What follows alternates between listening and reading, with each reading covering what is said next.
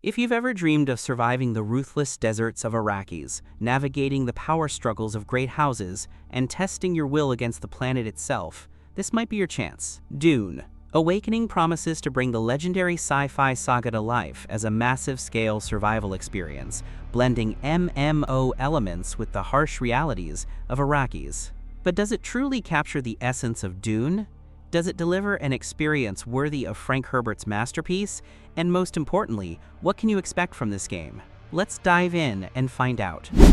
Even if you're just a casual sci-fi fan, you'd have to be living on some backwater planet in the farthest reaches of the universe if you didn't realize that Dune Awakening isn't set in some newly imagined universe. It's built on one of the most iconic sci-fi worlds ever created, with deep roots stretching back to the 1960s. This world has been thriving for generations, capturing the imaginations of readers, gamers, and moviegoers alike.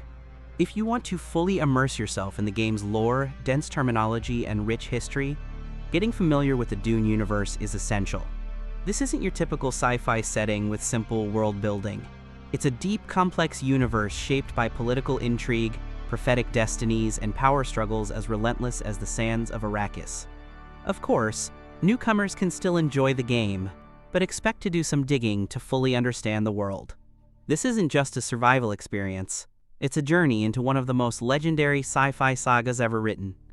Now, even though Dune Awakening takes place in an alternate timeline, it remains deeply tied to the rich lore of the books. Longtime fans will immediately recognize familiar names, places, and iconic elements pulled straight from Herbert's universe.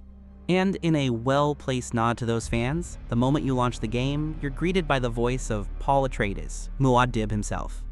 But here's the twist. In this timeline, Paul never existed. Instead, you step into the role of the protagonist, shaping your own destiny on Arrakis. It's a bold choice that gives players the freedom to forge their own path while still keeping ties to the established world. Hearing Paul's voice set the stage is a thoughtful touch, especially for those deeply invested in the lore. For Dune veterans, every reference and term will feel like coming home.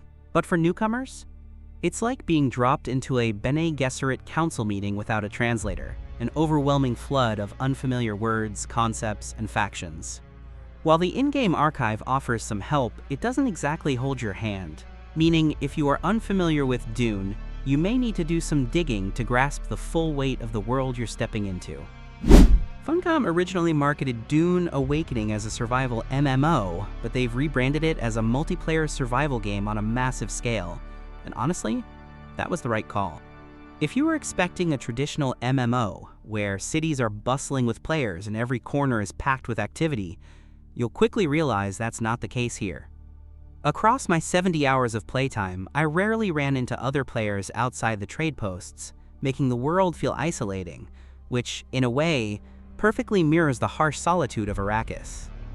In fact, you can almost go full lone wolf mode. As someone who enjoys MMOs but prefers solo play, I really appreciated that Dune Awakening doesn't force you into multiplayer. If you're like me, someone who enjoys the freedom to play at your own pace, you'll be relieved to know that you won't be locked out of content just because you're not part of a group. Sure, things might shift as you reach the endgame, but for the first 50+ hours, PVE players can breathe easy. When it comes to player dynamics, the server is divided into two main zones. Haga Basin serves as the PVE area, where players can safely explore, gather resources, and complete quests without the constant threat of other players interfering. On the other hand, the Deep Desert is where things get dangerous, a PvP zone where rival players roam, and survival becomes much more unpredictable. While small PvP hotspots do exist within PvE territory, and vice versa, they're easy to avoid if you're not up for unexpected fights. I really liked this setup. Nothing breaks immersion faster than getting ambushed by a high-level player with better gear when you're just figuring things out. Thankfully, Dune Awakening doesn't make you stress about losing progress or having your base looted while offline. Beyond survival mechanics, the game lets players carve out their own adventure in the harsh deserts of Arrakis. As a fusion of survival and MMO elements, it offers a little bit of everything: resource gathering and base building, melee and ranged combat, exploration on foot or via sandbike and other vehicles. Quests, contracts, unique items, and loot. Upgrades through research schematics. The game hands you the reins, letting you choose how you want to survive the desert world. There's no pressure to rush through the game either. Want to spend hours hoarding granite stones and salvaged metal to craft your ideal desert hideout? Go for it. Prefer to embrace the brutality of Arrakis? Hunting down scavengers and extracting their blood to turn into water? Also an option. And if misjudging a sandworm's distance results in you getting swallowed whole, well, that's just part of the Dune experience. Let's talk about combat abilities, because Dune Awakening isn't a game that locks you into rigid classes. You start with one Grand School's skill tree, unlocking basic abilities, but as you explore Arrakis, you'll realize you're not bound to just one path. Want Mentat poison darts and to be a great swordmaster like Duncan? You can have both at the same time, blending different combat techniques to match your playstyle. This level of customization feels very in tune with the Dune universe, where mastering multiple disciplines often leads to power and influence. Outside of some melee combat quirks, we'll get to that in a moment, most other gameplay systems feel smooth. Base building is intuitive, with a user-friendly construction mode, while resource gathering, enhanced by a laser cutting tool, makes material collection genuinely satisfying. Despite being a survival game, Dune Awakening is more forgiving than others in the genre. If you fall in combat or get caught in a brutal sandstorm, you're not immediately forced to respawn elsewhere. You get a chance to revive yourself. Even if your health bar drops to critical levels multiple times, as long as your second wind meter holds, you can keep reviving, which saved me more than once when stranded far from my base. Resource collection is generous, with materials respawning quickly. You can literally circle an entire rock face, and by the time you finish your loop, fresh granite and plant fiber will be waiting again. This makes crafting and expansion smoother. That said, like any survival game, Dune Awakening does have repetitive cycles. Gather, craft, upgrade, explore, repeat. But if you enjoy watching slow, meaningful progress, transforming a small shelter into a fully functional fortress, then this won't be a deal breaker.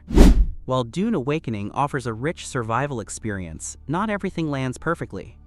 Melee combat, in particular, feels stiff and unresponsive, making ranged gameplay the more natural choice.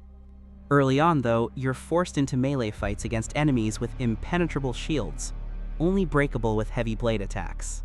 Eventually, you unlock firearms that bypass this mechanic, but not until a few hours in, once you move into the next region. That slow start is intentional. Narratively, you begin as a nameless prisoner, abandoned on Arrakis, rescued by an outlaw. You're left with nothing, forced to learn survival the hard way before earning your place in the dunes. The opening stretch, trekking across South Haga Basin on foot, might feel draggy, but once you unlock your sand bike, the world opens up, offering more freedom. Whether you're a longtime fan of Dune or completely new to the universe, Dune Awakening delivers a hybrid of MMO, survival, and sci-fi experience to a wide range of players. It's not without flaws, but the depth, atmosphere, and open-ended playstyle make it worth diving into. That said, the game still has issues, from clunky melee combat to bugs, performance hiccups, and network problems. Fortunately, Funcom appears to be actively addressing these issues, rolling out updates almost on a daily basis since the game launched, focusing on the game optimization and refined gameplay before everything else. So is Dune Awakening the game that Dune fans have been waiting for? It's ambitious, it's immersive, and it captures the essence of survival on Arrakis. If you're ready to face the desert, adapt to its challenges, and carve out your own legacy, then yes, this might just be the survival journey you've been waiting for. Arrakis doesn't offer second chances. The sands swallow the weak, and survival is never guaranteed. But if you're willing to test your strength against the desert, to build your own legend, then the question isn't if you'll survive, it's how you'll make Arrakis your own. So ladies and gentlemen, if you made it this far, thanks so much for watching. Don't forget to like, subscribe, and share this video with your friends. And if you're looking for more Dune Awakening content, check out the video popping up on your screen right now. Thanks again, and I'll see you in the next one.